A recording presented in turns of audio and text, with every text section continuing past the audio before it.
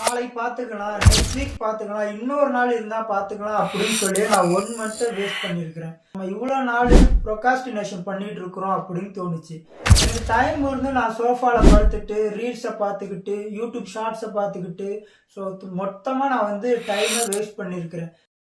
கண்டென்ட்டோட plan இருந்துமே அதை execute பண்ணுறதுக்கு டைம் ரொம்பவே டிலே பண்ணியிருக்கிறேன். இனிமே நாளைக்கு பார்த்துக்கலாம் அப்படின்றத சொல்லாமல் இப்போவே நம்ம முடிச்சிடலாம் அப்படின்னு சொல்லி நீங்கள் ஒர்க் பண்ணிங்கன்னா ரிசல்ட்டு கண்டிப்பாக உங்களுக்காக வரும். ஸோ நீங்கள் வெயிட் பண்ணி உங்களோட டைம் மேனேஜ்மெண்ட்டை ஃபிக்ஸ் பண்ணிக்கோங்க.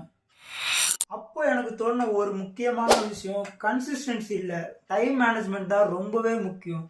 நம்ம டைம் மேனேஜ்மெண்ட்டை ஒரு ஃபிக்ஸ் பண்ணி ஒர்க் பண்ண ஸ்டார்ட் பண்ணாலே போதும், கன்சிஸ்டன்சி தானாகவே வருன்றத நான் கொஞ்ச நாளுக்கு அப்புறம் தான் எனக்கு தெரியவே வந்துச்சு. ஸோ சின்ன ஒர்க்காக இருந்தாலும் அதை வந்து டிலே பண்ணாமல் சீக்கிரமாக முடிக்க ட்ரை பண்ணுங்க.